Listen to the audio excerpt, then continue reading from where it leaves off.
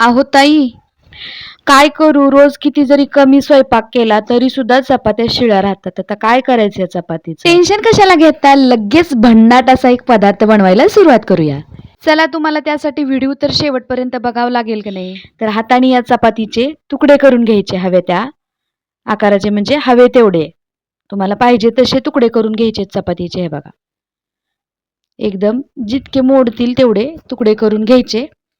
हे बघा, सगळ्या चपातीचे तुकडे करून घेते मी आणि बाकीचे सुद्धा सगळ्या चपातीचे तुकडे करून घेतलेले आहेत मी. हे बघा, साधारण इतपत जाडीचे तुकडे केलेले आहेत. आता इथं मी 3 चपात्याचे तुकडे केलेले आहेत. या अगोदर आपण चपातीचा आणखीन एक भन्नाट पदार्थ पाहिलेला आहे आपल्या चॅनेलवरती. आणि आता मिक्सरचं भांडं घेतलंय. मिक्सरच्या भांड्यामध्ये पल्स मोडवरती याला थोडंसं बारीक करून घ्यायचं.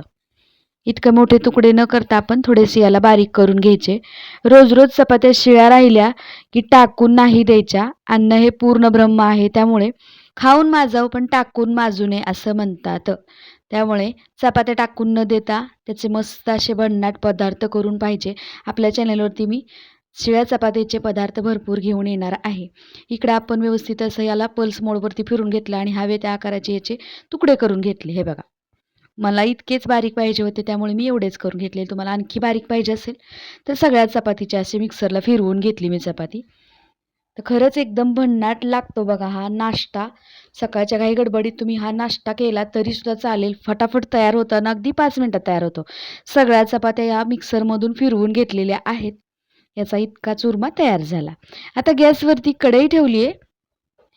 कढईमध्ये घातलं, फोडणीसाठी लागतं तेवढं तेल.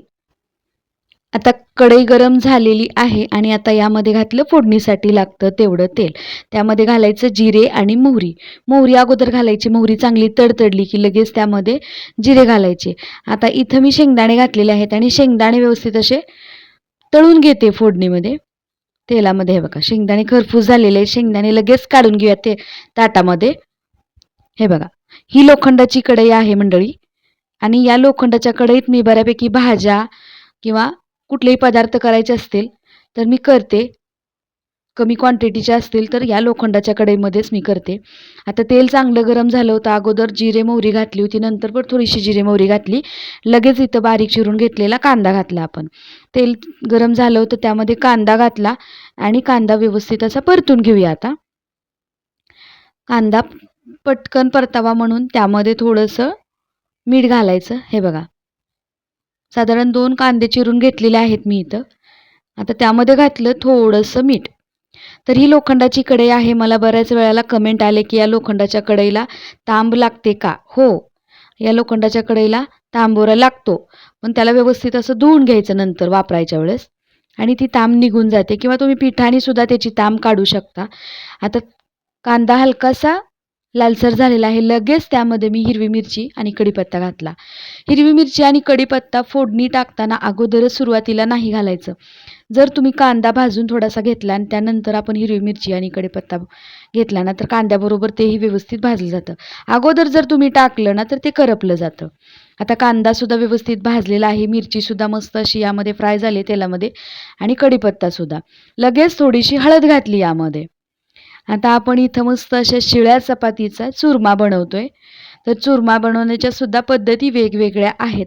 आपण आधी फोडणीतल्या चपात्या म्हणजेच फोडणीतले तुकडे कसे बनवायचे ते पाहिलेलं आहे आपल्या चॅनलवरती. त्याची लिंक तुम्हाला या डिस्क्रिप्शन बॉक्समध्ये देते.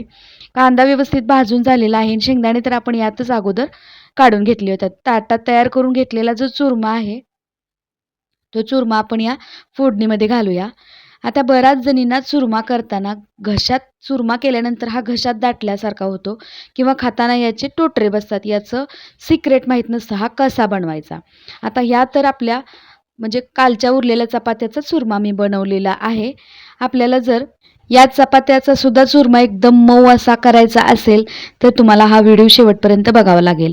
तर हा चपात्याचा तयार करून घेतलेला जो चुरमा आहे तो आपण फोडणीमध्ये घातला आणि याला व्यवस्थित हलवून घेतलं. इथं मी थोडंसं काळं तिखट घातलेलं आहे आणि थोडंसं लाल तिखट घालते.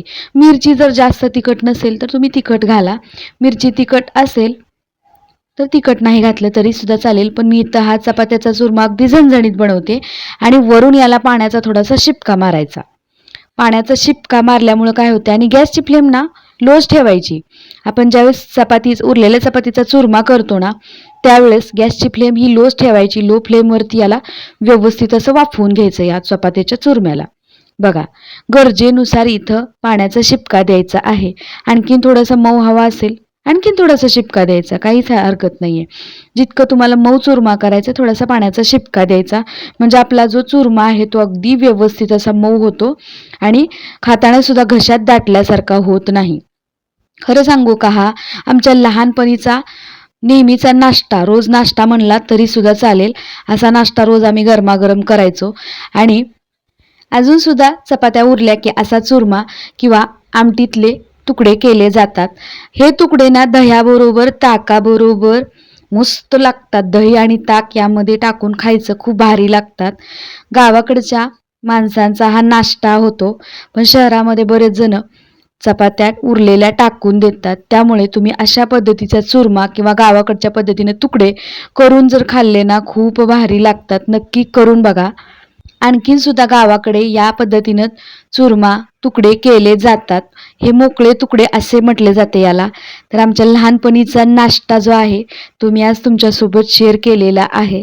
आता बऱ्याच जणांना हा रेसिपी किंवा हा व्हिडिओ पाहिल्यानंतर लहानपणीचे दिवस आठवले असतील किंवा बऱ्याच जणांच्या घरी असाही चुरमा करून खाल्ला जातो. अजून बऱ्याच जणांकडे चपात्या टाकून दिल्या जातात. त्याऐवजी तुम्ही असा मुलांना स्वतःला करून खाल्ला ना खूप भारी लागतो. अन्नही वाया जात नाही आणि आपल्या नाश्ताही होतो पोटभरीचा. तर हा व्हिडिओ कसा वाटला तुम्हाला माझा, तुम्ही मला कमेंट करून सांगायचं आहे. बघू शकता मस्त असा इथं चुरमा, चपातीचे तुकडे तयार झालेले आहेत. तुमच्याकडे याला काय म्हणतात मला कमेंट करून सांगायचं आहे. आमच्याकडे तर याला चपातीचे तुकडे, मोकळे तुकडे किंवा चुरमा म्हणतात.